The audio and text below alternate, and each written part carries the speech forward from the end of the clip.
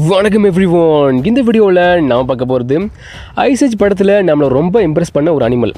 Pre history காலத்தில் ப்ளீஸ்டோசின் காலகட்டத்தில் பூமியோட நிறைய இடங்களில் சுற்றி தெரிஞ்ச ஒரு அனிமல். இப்போ இருக்கிற யானைகளோட முன்னோர்கள். இப்படி பல விதங்களில் நமக்கு தெரிஞ்ச அனிமல்ஸ் தான் மேமோஸ். இதுங்க அழிஞ்சு போனாலும் ஹிஸ்ட்ரியில் இதுங்க எப்படி வாழ்ந்திருக்கும் அப்படின்னு தெரிஞ்சுக்கிறதுல நமக்கு எப்போவுமே ஆர்வம் இருக்கும். ஸோ அதனால தான் இந்த வீடியோவில் இதுங்க எப்போ உருவானது, உலகம் முழுக்க பரவி சூழ்நிலைக்கு தகுந்த மாதிரி எப்படி பரிணாம வளர்ச்சி அடைஞ்சுது, இப்போ இருக்கிற யானைக்கும் மேமல்ஸுக்கும் என்ன வித்தியாசம், இதுங்களோட சில ஆக்டிவிட்டீஸும், மனிதர்கள் இதை ஏன் வேட்டையாடினாங்க, இதுங்க எப்படி அழிஞ்சுது, குளோனிங் முறையில் இதை மறுபடியும் உருவாக்க முடியுமா அப்படிங்கிற மேமல்ஸ் பற்றின பல இன்ட்ரெஸ்டிங்கான ஃபேக்ட்ஸ் தான் இந்த வீடியோவில் பார்க்க போகிறோம். வாங்க வீடியோக்குள்ளே போகலாம். இப்போ இருந்து கிட்டத்தட்ட 5 மில்லியன் வருஷங்களுக்கு முன்னாடி மியோசின் காலகட்டத்தில் பூமியோட முதல் மேமோஸ் உருவாச்சு. மேமோஸ் சப்ளினி பிரான்ஸ் அப்படிங்கிறதா அதோட பேர். ஆப்பிரிக்க கண்டத்தில் மட்டும்தான் இது வாழ்ந்துச்சு. அதுக்கப்புறம் காலநிலை மாற்றத்தால் புல்வெளிகளோட பரப்பளவு அதிகமாச்சு. இதனால இந்த முதல் மேமோஸ் ஆசியா, ஐரோப்பா, வட அமெரிக்கா போன்ற கண்டங்களுக்கும் இடம்பெயர்ந்துச்சு. காலப்போக்கில் அந்தந்த இடத்துக்கு ஏற்ற மாதிரி இதுங்க பரிணாம வளர்ச்சி அடைஞ்சதால் மேமோஸ் உயிரினங்களில் 10 வெவ்வேறு இனங்கள் உருவாச்சு. இதில் 2 ஃபேமஸான மேமோஸ் இனம் அப்படின்னா, ஒன்று கொலம்பியன் மேமோஸ், இன்னொன்று உள்ளி மேமோஸ். அடுத்து ஸ்டெப்பி மேமோஸ் மாதிரியான சில இனங்கள் ரொம்ப பெருசாக இருக்கும்.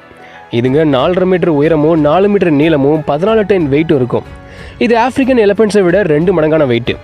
இதுங்களோட தந்தங்கள் கிட்டத்தட்ட 5 மீட்டர் நீளமும் 250 கிலோ வெயிட்டும் இருக்கும். இந்த தந்தங்களை தூக்க 2 ஸ்ட்ராங்கான ஹியூமன்ஸ் தேவைப்படுவாங்க. கொலம்பியன் மேமோஸ் மாதிரியான சில இனங்கள் வெப்பமான வறண்ட புல்வெளிகளில் வாழ கற்றுக்குச்சு.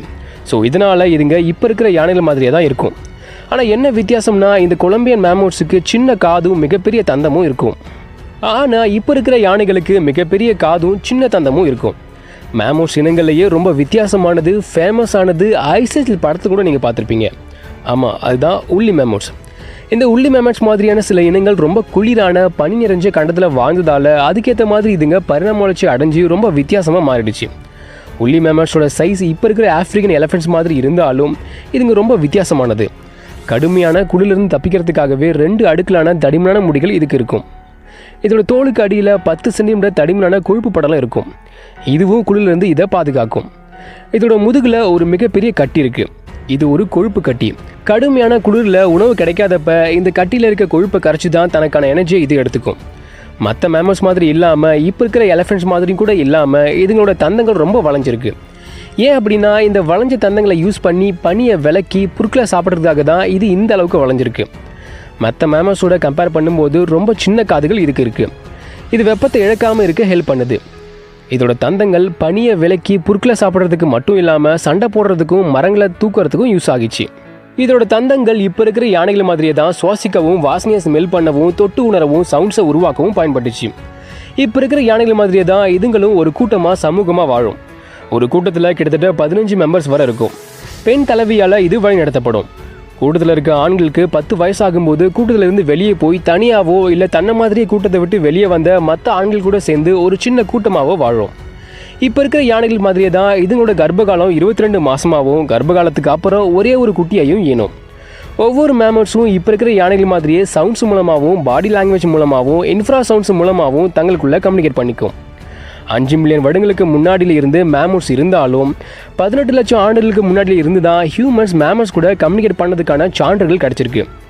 கிட்டத்தட்ட 30,000 ஆண்டுகளுக்கு முன்னாடியில் இருந்து இறைச்சிக்காகவும், எலும்புக்காகவும், தோலுக்காகவும் அதுங்களை வேட்டையாட ஸ்டார்ட் பண்ணியிருக்காங்க.